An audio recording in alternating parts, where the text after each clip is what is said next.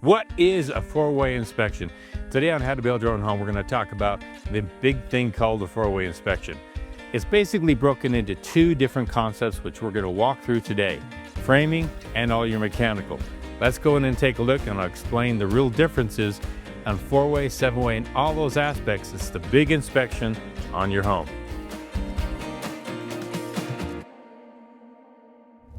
Okay, what is a four-way inspection? It's called different things in different parts of the country. Some places call it a seven-way inspection, and some places separate your framing from your mechanical, and they just call it framing inspection, and others call it mechanical inspection. So check with your local building official or your local building permitting office, and they will help you understand how they approach this particular big inspection. So basically, it's broken up into two different categories: framing and mechanical. So let's go into framing first, and then we'll go into mechanical to help you see the vast differences in those two aspects of this four-way. Again, some places call it seven-way inspection. Okay, when it comes to framing, there's a lot of aspects to having a framing inspection done.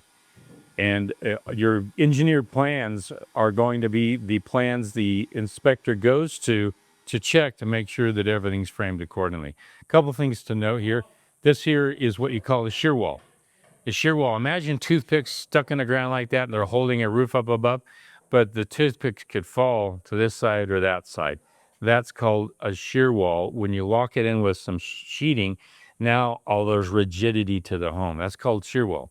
So an inspector is going to come in and look at all the shears and pass off all the shear inspection.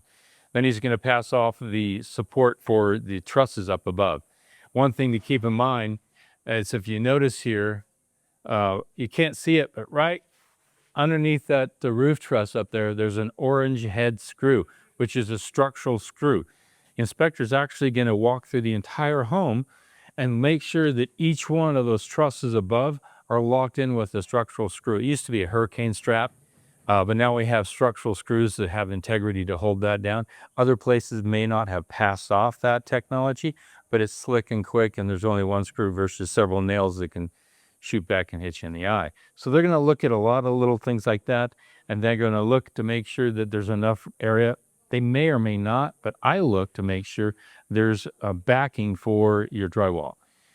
Some inspectors are very particular that they're going to want to make sure that there's sufficient backing everywhere. That means that there's a place for the drywall to connect to around the entire room. Let's go outside, and I wanted to talk to you about nailing inspection. That's part of the framing inspection.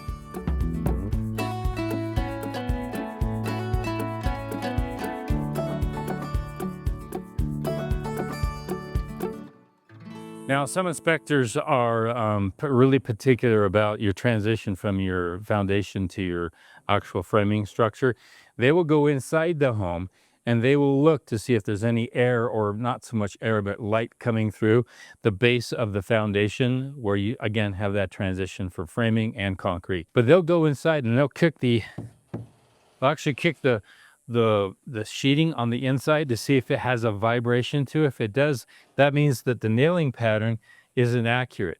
This is not nailed down secure to the foundation. There's a lot of inspectors who are very particular about that. Why? Because that's the weakest part of the home for airflow. So we not only seal that up with proper nailing pattern, but again, we seal up the bottom of the foundation with the product that I've talked about in previous videos. And that actually impresses the inspectors.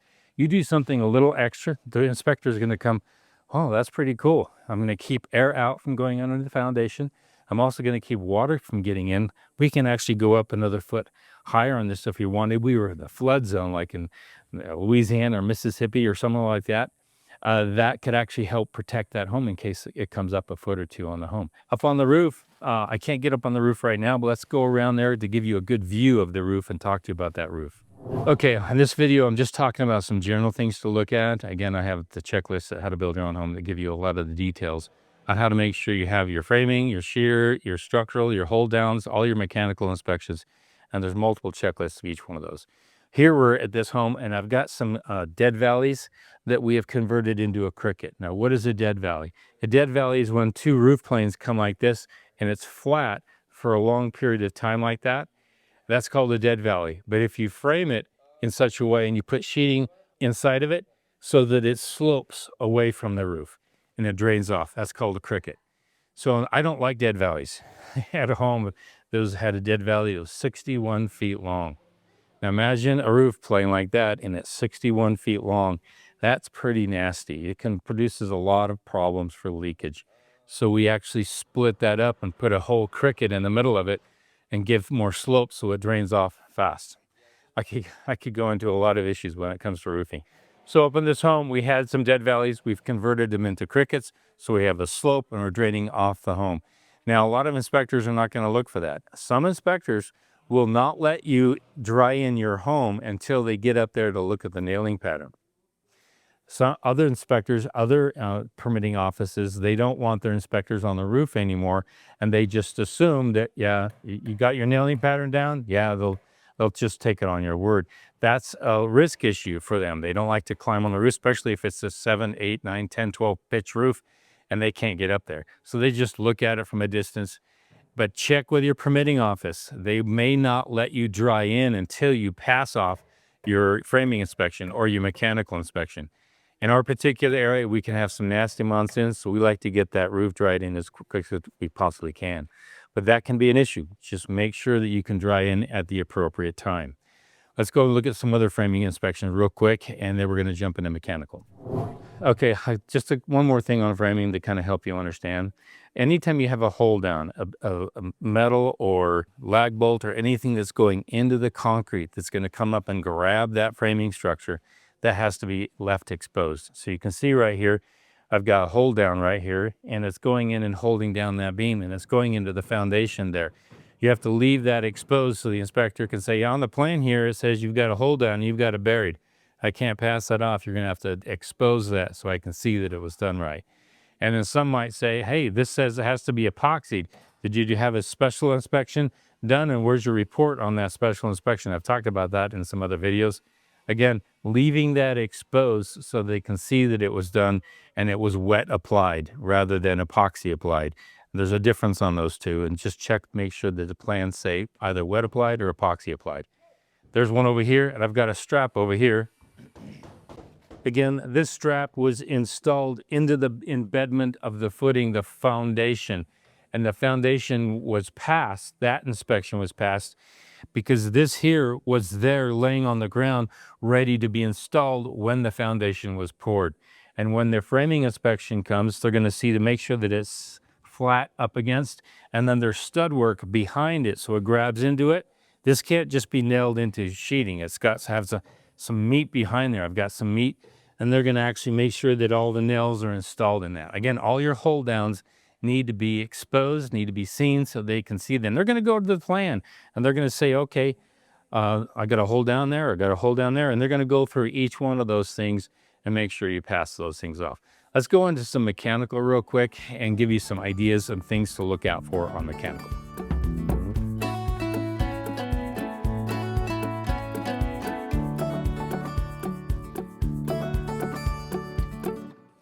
Okay, now we're going to just talk about some mechanical things to consider. Mechanical is anything related to the power, the water, the gas, the heating and air conditioning system, and of course, low voltage. Right down here, we have low voltage coming into the home.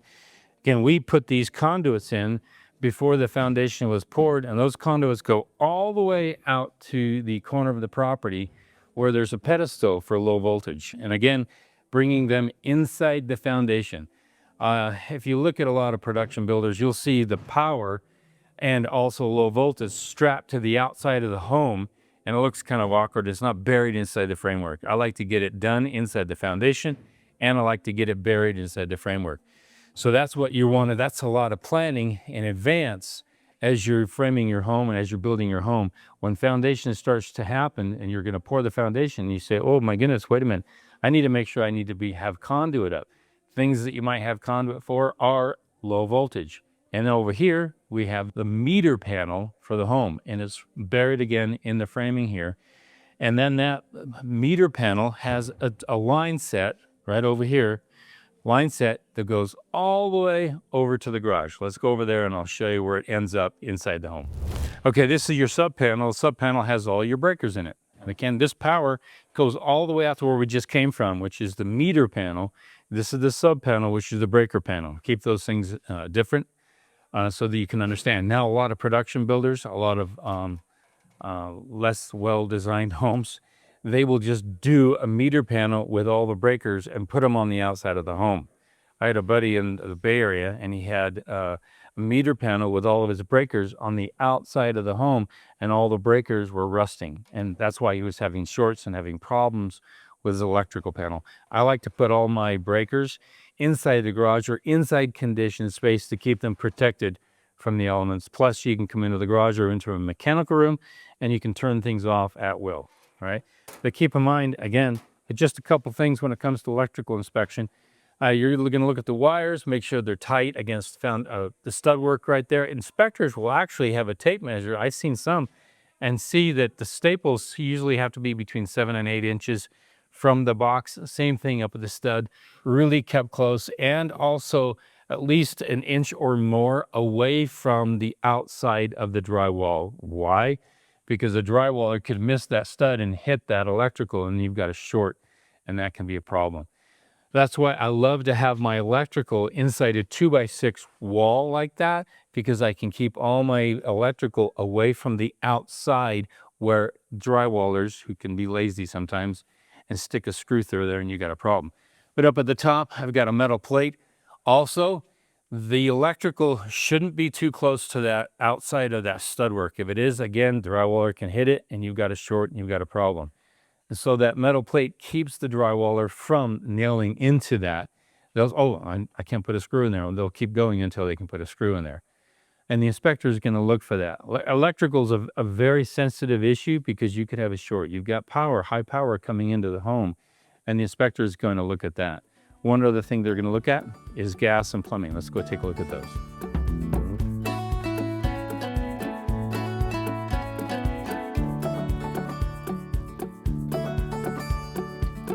Okay, this is another aspect is plumbing, and then we got gas here in the same spot.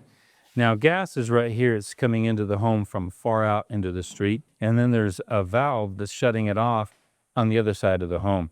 But right here, I've got a meter on this, and this meter's holding it. Looks like it's close to 20 psi. So they actually inject air in there, hold it. The inspector is going to come and see, it's holding, no problem, should be fine. And then that passes off the gas. But keep in mind, you're going to have a gas map. What is a gas map? A gas map is something that's either a form or a piece of paper where the gas installer maps out where the gas goes in the home. All right. And then they will upload that to the county permitting office, and that way you'll always have a record as to where is the gas. All right. And then the plumbing here also is pressurized, mostly with air right now, or a headwater pressure. A headwater pressure test. Let's go over here to the other wall and I can explain better what a headwater pressure test is. Okay, this is just a part of the test the inspector is going to come and check on. This is called a headwater pressure. There's no water in this right now, but it goes up through the roof because this is a vent, all right? They will actually go take a hose up on the roof, plug all of the plugs. You can see down here, this is all plugged up right down here. And then they'll fill this with water. And so the inspector is going to come by. Yeah, there's water in there. It's holding. There's no leaks anywhere. If there's puddles somewhere, we'd have a problem. But if there's no puddles and he tests that, now it's holding pressure, it's holding water, we're all good to go. Okay, we're on the other side of the where we were just before, and that's the garage. We're now inside the laundry area of the home.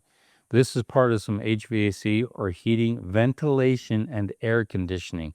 Now, the HVAC contractor may not do all the ventilation, which we'll talk about in just a second here. But when it comes to the dryer vent, they do that. If they don't do that, then they shouldn't be in business. And I've had a real problem with subcontractors. I says, can you put the dryer vent in? He says, I don't do that. I only do heating and air. So you don't do ventilation? So this is something you might want to check, especially on bids and estimates that come in. Do they install the dryer vent? And again, I put the dryer vent inside a 2x6 wall. Luckily, this is an exterior wall sharing with the garage, so that's going to be a thicker wall. But even if it was on an interior wall, I'd make sure that this was a 2x6 wall, because that dryer vent doesn't fit well inside a 2x4 wall. And putting that up, notice I've got gas coming right inside my dryer vent access, and that's all in one clear spot. Let's go over here and I'll show you a spot where not all of the bathroom fans or vents are installed by an HVAC contractor. It's done by an electrician.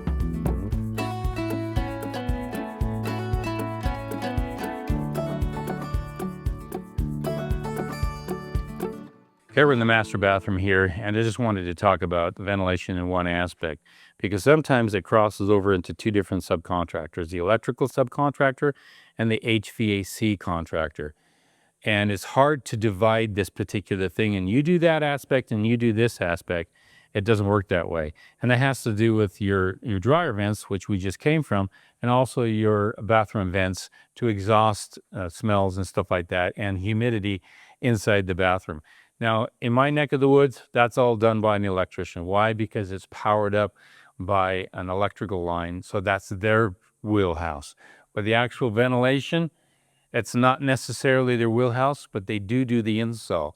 Now, I've seen on a lot of homes where owner builders didn't see that neither the electrician nor the HVAC contractor had in their estimates any fan or exhaust inside the bathroom or inside the laundry.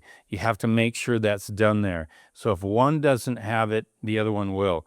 For example, if the HVAC contractor doesn't install the fans in the bathroom, then you need to check the electrician to make sure that they will do the install. But at the very least, make sure your HVAC contractor does the laundry ventilation. Because if it's not installed, you've got a problem. Digging through all that drywall to get it installed after the fact, not something fun to deal with. Let's go to one more spot and we'll end there. Okay, just one thing to consider when it comes to a 4-way, again, or a 7-way inspection is, should the windows be installed as part of the inspection? I've had some inspectors on the county level, not on the city jurisdiction level, tell me that I need to have the windows installed first. I even had some say I need to have an exterior door installed. That was a rare situation. That was way back in the day when an inspector was brand new. But check with your local building official and ask them, do I need to have the windows installed before or after I have my 4-way inspection? Again, it's different in a lot of different jurisdictions. As a builder, I like to have them installed before I have that big 4-way inspection. It looks like a finished job. They don't have any complaints. And if it comes up, it's done. You shouldn't have a problem. And the neat thing is you can go right into the installation right away on that, because of course these need to be installed before installation starts. These are just some things to look at when it comes to your 4-way inspection. Again, there's a lot of information. Go to howtobuildyourownhome.com. Check out the self-managed course. It has everything you need. Draw sheets, subcontractor agreements, a budget to die for. The banks will really love you because it's highly, highly detailed. Checklists and video instruction. And on those checklists, there's over 55 checklists. You have the 3 or 4 different checklists for framing, the checklist for gas, the checklist for HVAC, the checklist for electrical, so that you can actually walk in a home, look at the checklist and say, okay, that's done, that's done, that's done, that's done. And you don't have to feel like you're in the dark. So go to howtobuildyourownhome.com and check out the self-managed course.